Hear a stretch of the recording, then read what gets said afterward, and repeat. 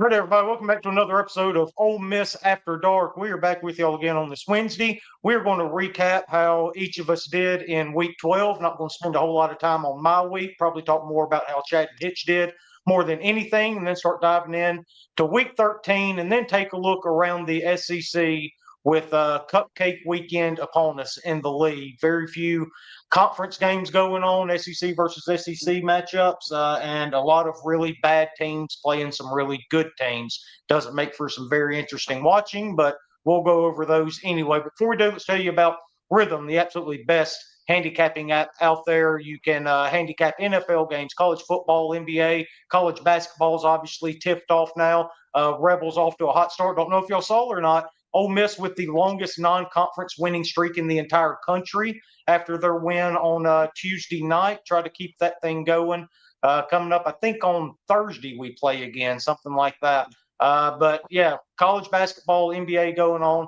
A big time for sports fans and sports gamblers alike. So y'all go download Rhythm, RITHMM. Sign up, get 7 days free, build your own models, copy models from the leaderboard that are performing well in certain sports, or have their AI build models for you and use them to start winning some money during these sports seasons. And then also, while you're at it, make sure to visit our online store, omafterdark.myshopify.com. You can go there to get all of your Ole Miss After Dark merchandise, hats, koozies, shirts, and we have great local Mississippi-made products on there as well. Papa Lynn's hot sauce made right here in Eckery, Mississippi, as well as Stewart's Cajun dill pickles made down on the Mississippi Gulf Coast. Got dill pickles, jars of mix with the pickles, carrots, green beans, and then jars of pickled asparagus as well.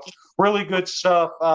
So y'all go to that website and support the show that way. And when you check out, use the promo code SHIP, SHIP at checkout, and we'll ship it to you absolutely free. Guys, I appreciate y'all joining me once again this week. How'd y'all's week go?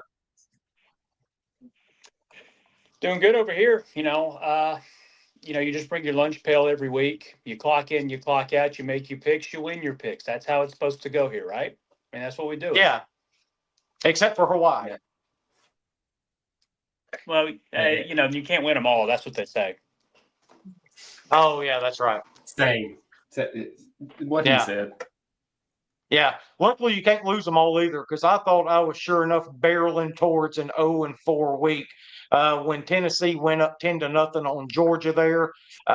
North Texas didn't get it done -2. Neither did ULM by any stretch of the imagination against Auburn and West Virginia as well. But Georgia bounced back, ended up getting me the cover at -10.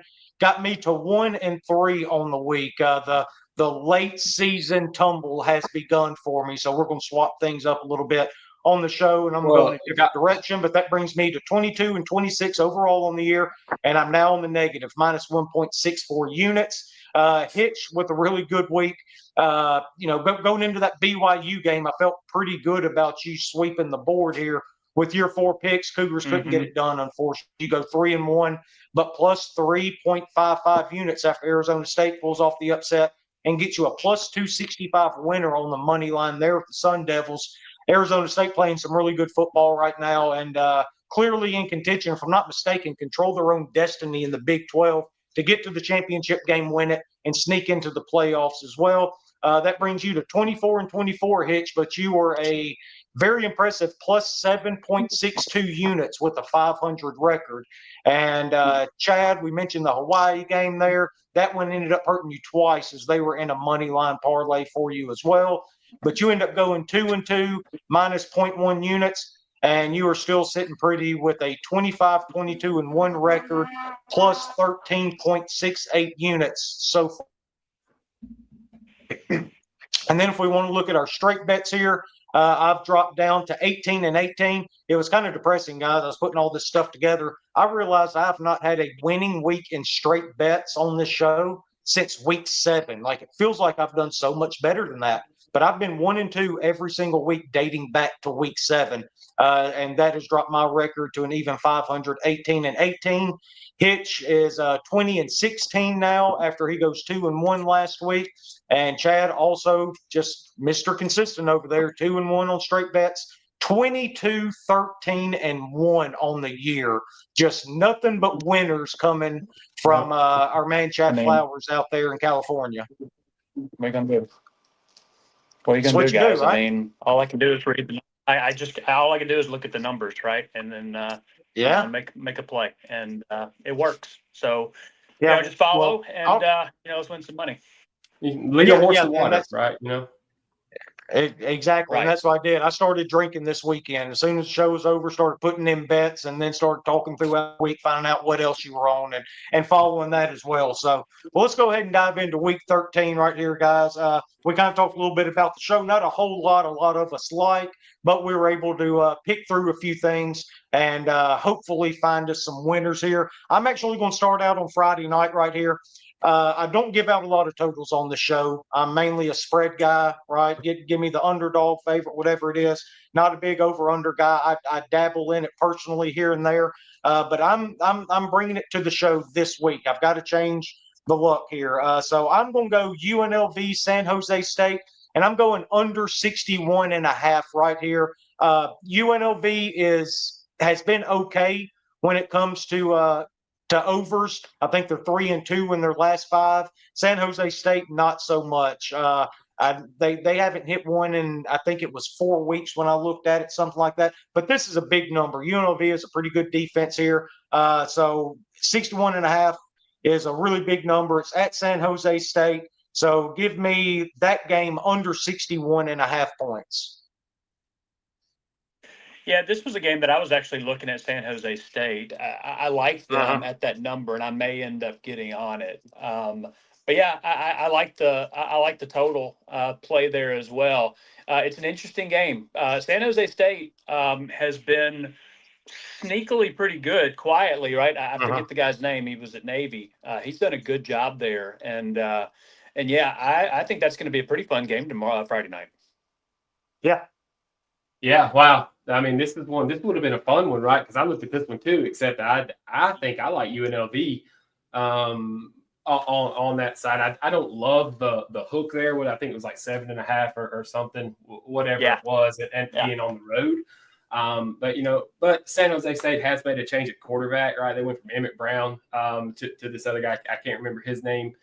He has looked good in the past few weeks. I think that when I was looking at it, I think San Jose State is so one-dimensional, and UNLV's defense is good enough to cap that. And so I do like the under here because I don't expect a lot of scoring from San Jose State, and I think UNLV to kind of get up and get on cruise control on this one. Yeah. So this was mainly a model play for me too. I have 3 different models that I use. All 3 of them did have them under, but my 2 best ones had it landing somewhere around like 56.5. So that's why I ended up mainly riding with it there when I see that kind of disparity from the 2 best that I have. All right, Hitch, what you got?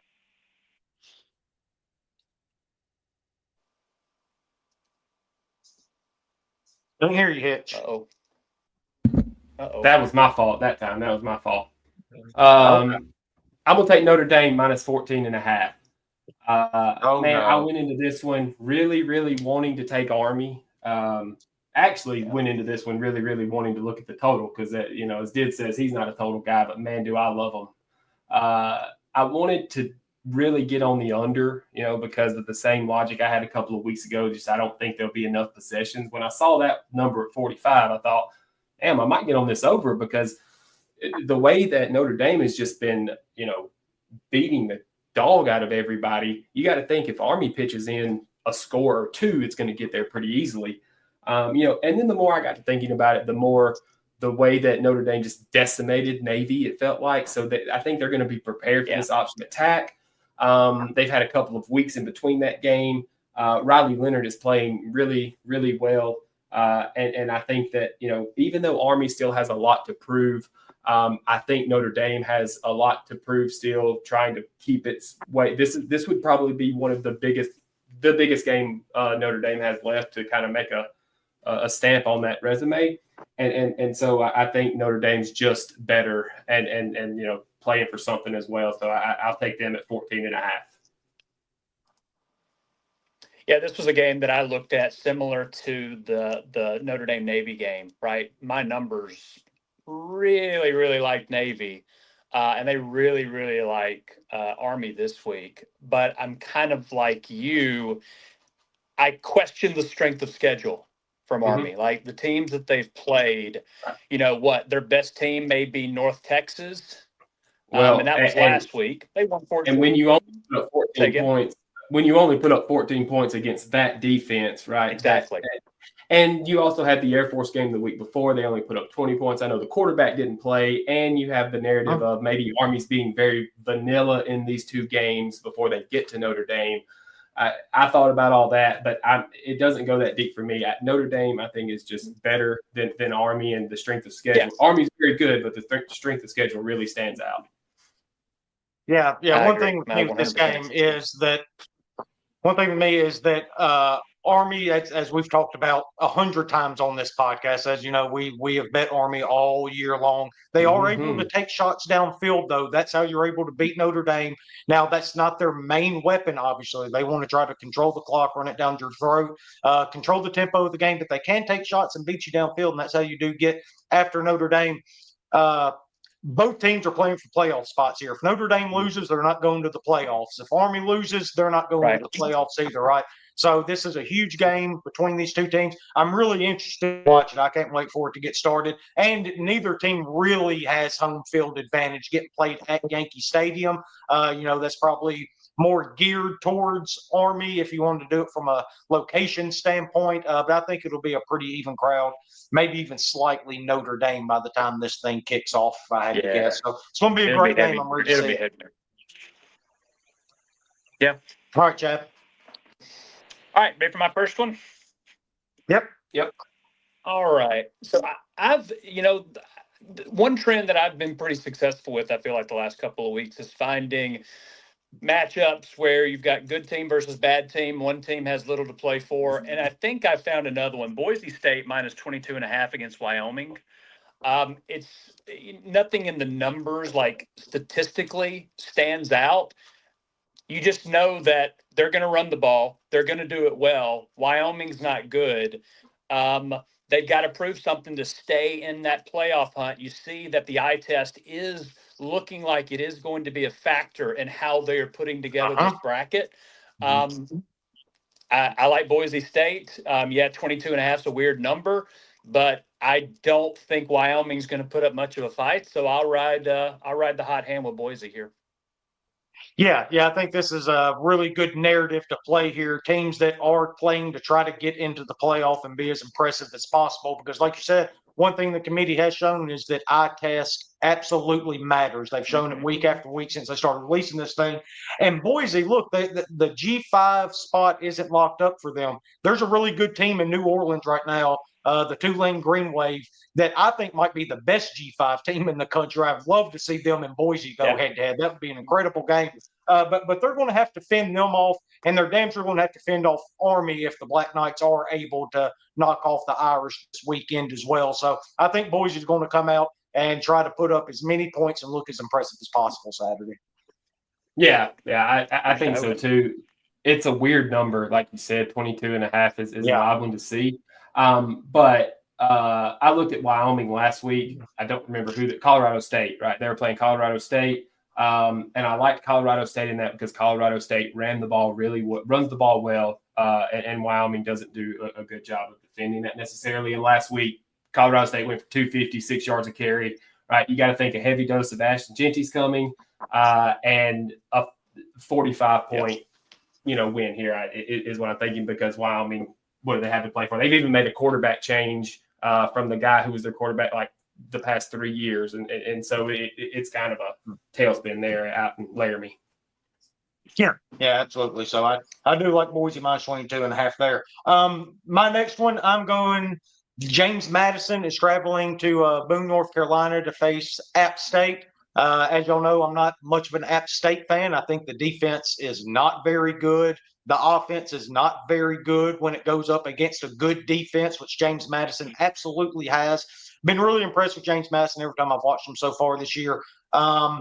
James Madison's only -7 right now. I went ahead and bet it at that number, afraid it would get over a touchdown. Now, I think they do beat them by more than a touchdown, but you don't want to mess with the hook if you don't have to, right?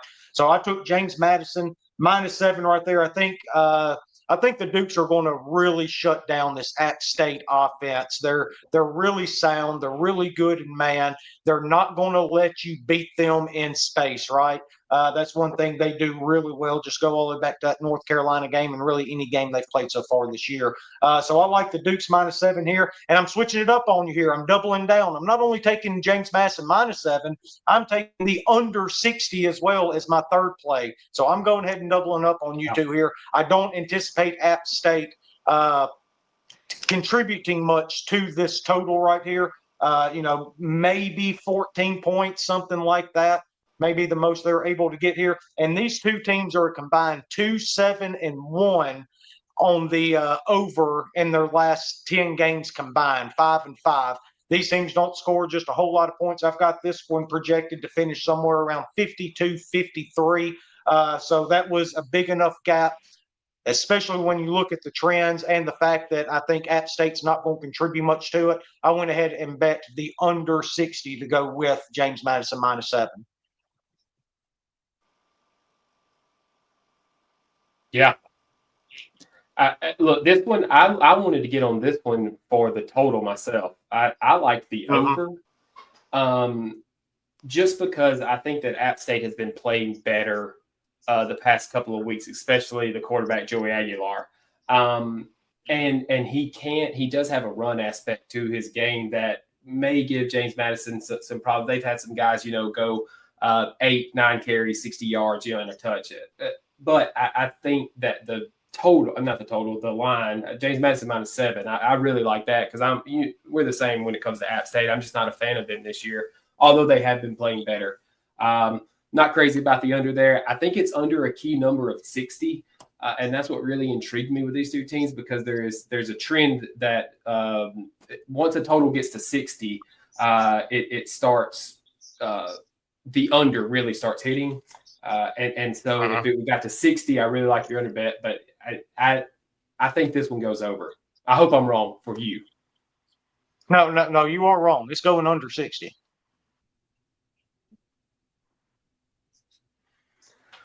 Were you able to catch any of that, Chad? Yeah, so I'm actually I'm riding right along with you on that James Madison play, Dids. I got them at -7, so that's we can jump ahead to my second. So I also like James Madison for a lot of the same reasons you said. So yeah, Duke's -7 at 110. That's going to be my second play there. Okay, look at us just jumping around here, Hitch. It's fun making up rules as we go. Well, you talked about how the board was this week or whatever, and you can really tell it because we're all looking at the same games. Like normally this doesn't happen, but like every game that we mentioned, I've looked at.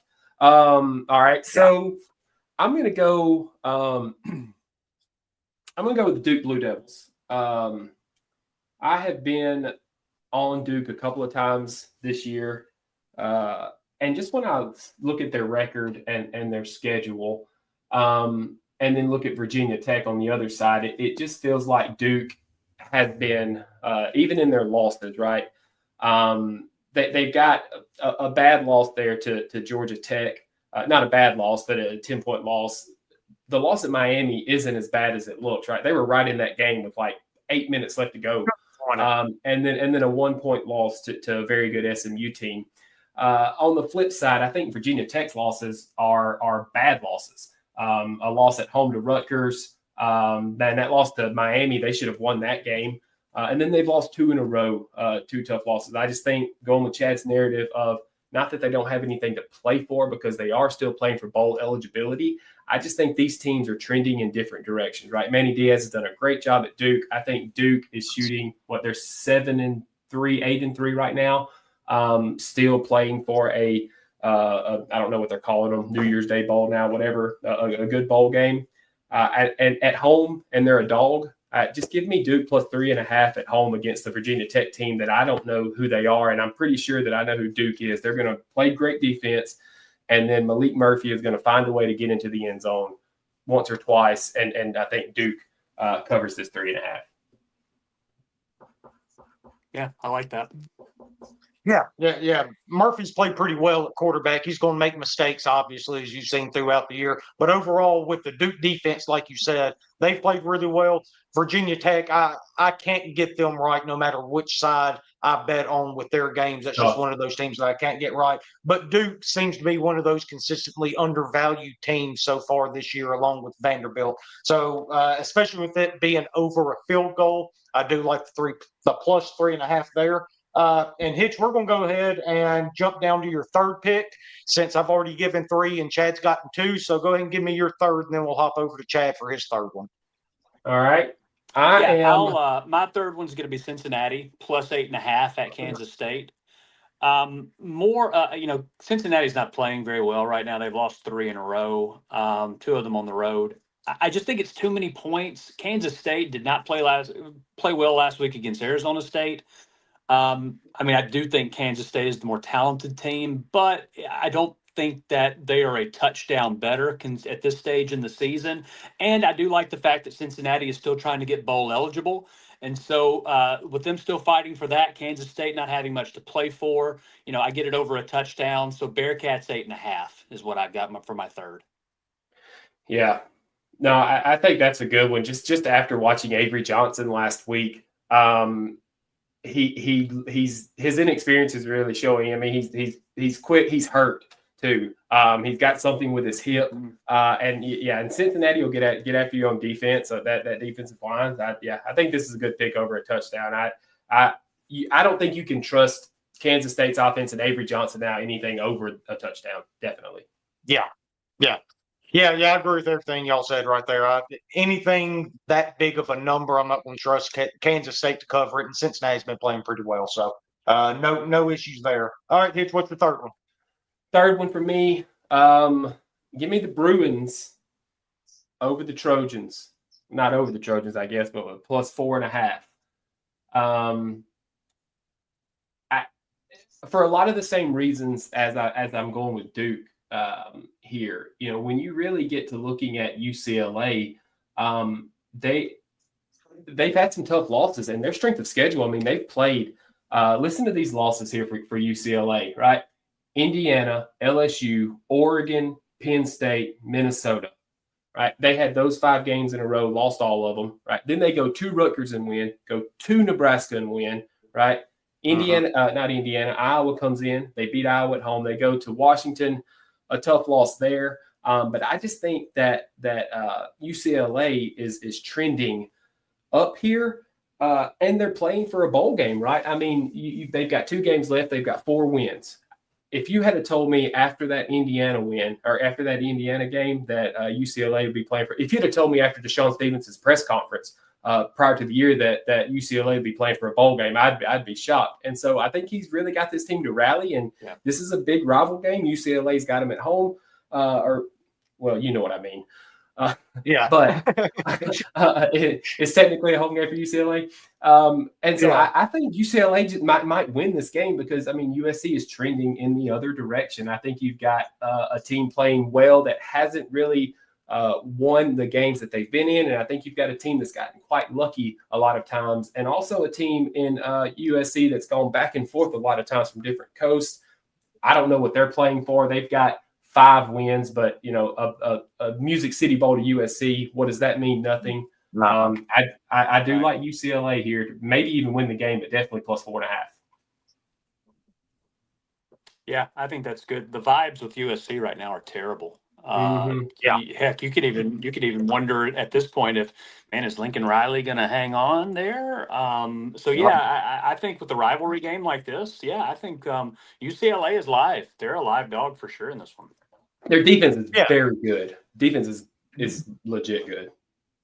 I think it's 2 teams, like you say, going in completely different directions. UCLA's playing a lot better. Seems like they have more to play for. They're more excited to get out there and play. And USC is just kind of seems like they're going in the tank. And I wouldn't discount what Chad said. I think there might be a little something going on there with Lincoln Riley, maybe players quitting on him or whatever. But They're not going to pay him that much money to give these kind of results out there at USC. That's not going to last very long. So USC's on quit watch for me. So if you're going to give me 4.5, I'll absolutely take it in a rivalry game like that. All right, on to my plus money play here. Won't spend just a whole lot of time on it. We have already talked about it. As if y'all had any doubt where I was going with my plus money play this weekend. I've been waiting for it all year long. Give me the Army Black Knights plus 500 in Yankee Stadium against Notre Dame. All right. Again, Army playing for everything right now. This is their chance to have a big signature win. And one place you can attack Notre Dame, Army can do it. They can attack you downfield when they choose to. Maybe you see a little bit more of that this weekend. I don't know. I would expect to see it. Hopefully the quarterback's a little bit healthier than he was last week. Had a bye week to kind of get himself right, get himself healthy a little bit. And that's also another big part of this. They've had a week to sit at home and prepare for Notre Dame, put together a game plan here. And look, this Army defense has played well all year long against North Texas, a team that can absolutely kill you downfield and strike in a hurry. Mm-hmm. They held them to, 10 points, something like that? The defensive whatever it was, the defensive backs really, really play on the back end of that Army defense, and they're really physical up front. Mainly, this is plus 500, and I think Army has a shot. I'm going to take a flyer on a plus 500 money line with a team like Army that on any given day, on the right day, with the right game plan, they can jump up and bite you. And I've rode them all year long. I sure as hell ain't jumping off the train right now. So give me a Black Knights plus 500. Everybody knows me. I'm all about the troops. Right, patriotic flowers. That's what I'm known about around here. Mm-hmm. And I think Notre Dame is going to beat the shit out of Army this weekend. So I can't get on board with that play. Well, that's okay. You don't have to. You don't like money enough, apparently. And we know where you stand for it. So we will just go ahead and go right into Hitch's plus money play. No frills here. I'm just taking my 3 plays, right? Notre Dame, Duke, UCLA, putting them in a parlay with the team that I think has the best chance of winning out of anybody on Saturday, the Ole Miss Rebels. Money line parlay, plus 812. Oh. I got to take a swing to try to get back in. I mean, I'm within swinging distance of Chad, right? So if I have a week here, right, I can get there. But the thought process behind this is if I already like all of these games, right, put them in a parlay, and I don't talk about the Rebels much on here because I'm afraid of jinxing them. But if they don't go to Florida and just beat the absolute dog shit out of them, then I don't know who this team is. So I think that they go down there and win easily. That felt like a good addition to these three games to get it to that point, to that plus 812. So I hope we hit it. Yeah, absolutely. Rebels will definitely hit it for us. You don't have to worry about that. All right, Chad, what's your plus money play? Look, I kept it simple this week. 15-team teaser, 7.5 points. You've used the word simple so much that I knew it wasn't going to be simple.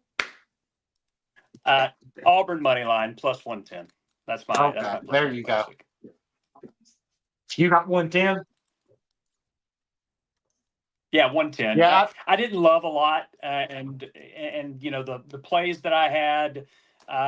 My 3 picks, nothing that I really wanted to bundle together. So yeah, the line is weird with Auburn. You would think that A&M would at least have a field goal, difference. But yeah, it's a weird line. Give me Auburn. Something stinks. I almost took the swing that Dids took and went with Indiana.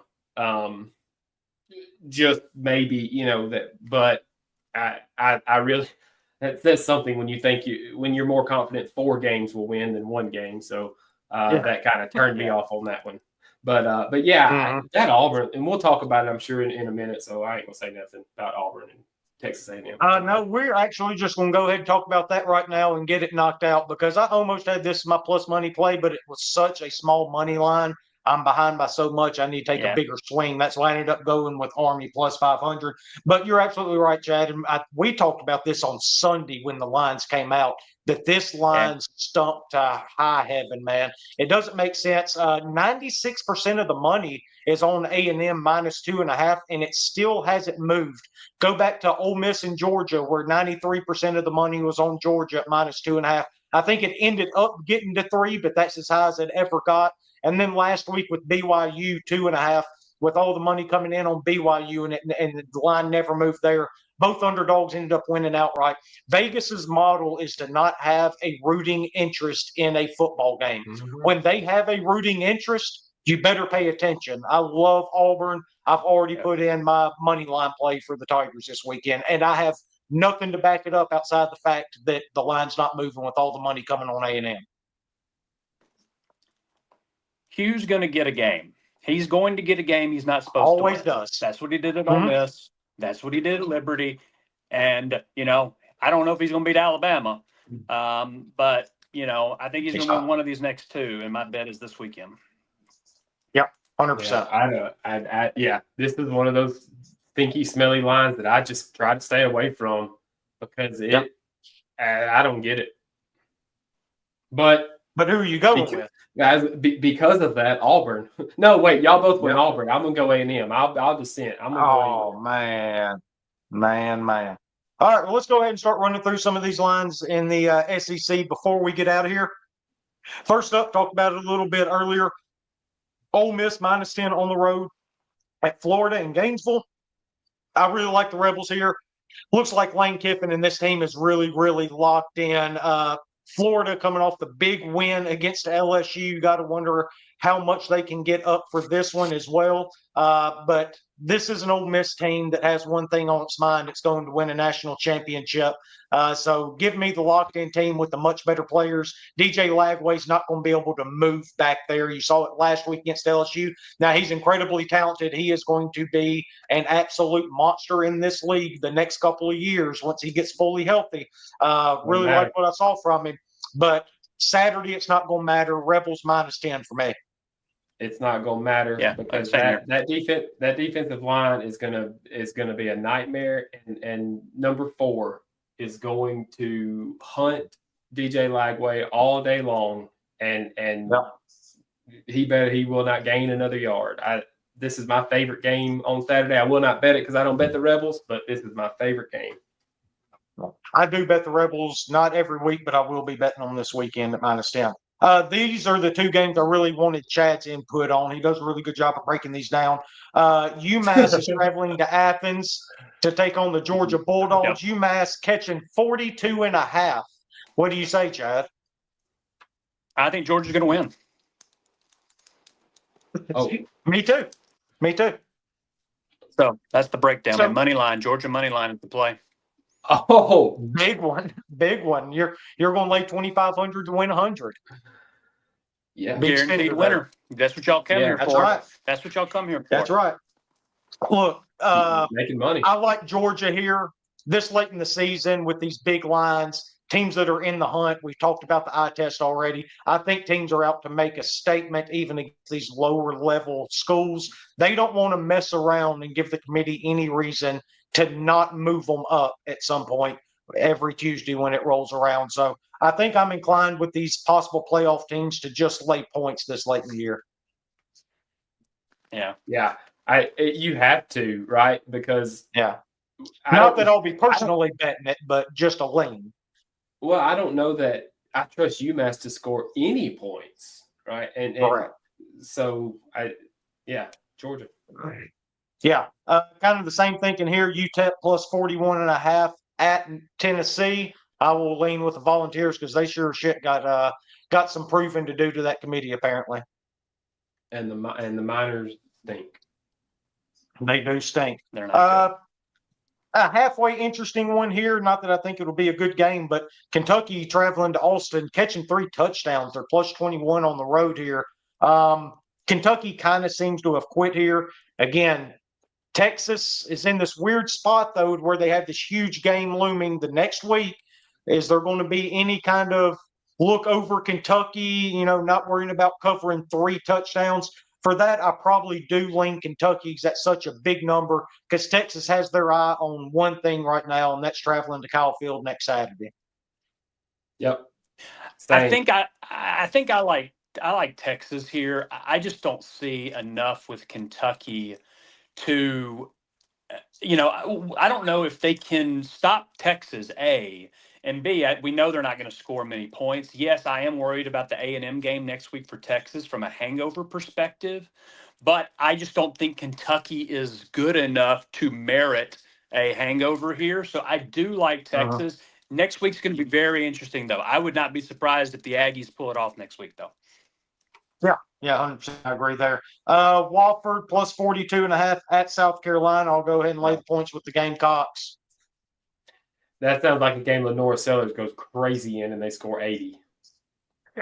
Yeah. All right. La Tech plus 22 traveling to Fayetteville to take on the Razorbacks. I guess I'll go ahead and lay them with Arkansas, even though neither one of these teams really have a pulse at this point. My number's like Louisiana Tech. I'm fine with that. I could see Arkansas sleepwalking here. Louisiana Tech still has a chance for a bowl. Granted, Arkansas does too, but we've seen late in the season that sometimes these SEC teams, they don't care about some of these non-conference games. And especially considering the state of Arkansas season, I get over 3 touchdowns. Yeah, I'll take La Tech. La Tech. Makes sense. All right. And then this will be a kind of interesting game. Missouri traveling to Starkville, laying 7.5. That's the Tigers minus 7.5 in Starkville against Mississippi State. I have no idea what to make of because I don't know what the mindset is there at Missouri. Just took their third loss. The slimmest of hopes for a playoff berth got crushed when Rocket Sanders trotted into the end zone there at the end of that game against South Carolina.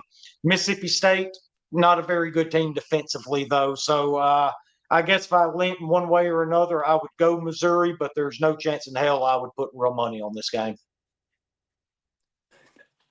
The number's curious to me. I would have thought, just eye testing. Granted, yes, Missouri lost last week and State's been bad. I was surprised the number was this low. I like State, actually. I do too. Over a touchdown at home. Last game that, obviously next week they can win the Egg Bowl. We've seen it. I don't think they will. I don't think either of you think they will. From a talent perspective, the delta is too big.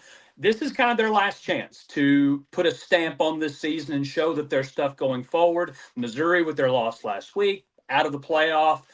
I would not be surprised if State won outright here. Yeah, well, and I mean, you're looking forward to the Egg Bowl much more coming off a win against a team you're not supposed to beat than a team, So I mean, State by default, I guess State is playing for a little bit, probably more than Missouri. I like State here too. I actually looked at this game to maybe put in a plus money play, but I don't trust State enough to put real money on it. But for the purposes of this, give me State. If I were to bet it, it would be State. All right, this one here, they're so bad. Can't stop the run. Alabama minus 13.5 on the road, Norman, Oklahoma. Kind of like what Jackson Arnold's done for the Sooners here the last couple of weeks. Think he's been playing better. Obviously, they have a really good defense. But again, this goes back to the narrative of a team in the playoff hunt trying to lock up a home playoff game in that first round. Alabama is in position to do that right now, to host that one game. And if I'm not mistaken, they're still they still have an opportunity to go to Atlanta to play for the SEC championship. As long as it stays under 2 touchdowns, I expect you'll see a very locked-in Crimson Tide team traveling to Oklahoma and try to put this one away early. I like it under 2. What is Oklahoma's defense? Offense going to do against Alabama? I can't. I would have to lean Alabama under those 2 touchdowns. Yeah, same here. So, and then the last one we will talk about, the Vanderbilt Commodores going on the road to Death Valley at night, plus 7.5 at LSU. If you ask me, this LSU team seems to have quit on Brian Kelly and this season here from some body language you saw last week in the Swamp, particularly that last touchdown run they gave up that sealed the deal for the Gators. Vanderbilt, you never have to worry about them quitting. I mean, they are living their best life so far this year, just having the time of their lives. I'll take Vanderbilt as long as it stays over a touchdown. I think they have a shot to win. I don't think they will win outright, but plus 7.5, I'll take our man Diego Pavia and Vanderbilt Commodores. I think I'm going to go the other way. As bad as LSU has been and as bad as the outlook of the season has kind of gone for them, Vanderbilt has not played terrific the last couple of weeks. LSU is going to be the more talented team. I think I like LSU. I had them at over 10. So I will go, I'll go LSU here. I don't feel great about it. Yeah, I wish this number were half a point or a point, the other way. I like LSU too. And yeah, some of these players may have given up, like you said, Dids, but even then, I don't think that they let Vanderbilt come in to Death Valley on a Saturday night and play within 10 points of them, because they know if they do, even though this is a very good Vanderbilt team and with some very good players that could absolutely win this game, that's not what people think. They just think Vanderbilt going into LSU, and LSU I don't think lets that happen. So I'll take LSU here. Very good. All right, guys, we'll go on anyone this time. Yeah. No, right. No, yeah. that's a good point. Yeah, that's a good point. We'll go ahead and wrap it up there, though, guys. Appreciate y'all joining me once again, and we will be back with y'all next Wednesday, 6 p.m. Central, just like we are every single week. We'll go over our picks for Week 13 and try to find some things for rivalry week, Week 14 coming up next weekend. So that's going to be a lot of fun. That'll be a fun show to do. So appreciate you guys again, and we'll talk to y'all next week. Yep. See you, boys. See you. Yeah.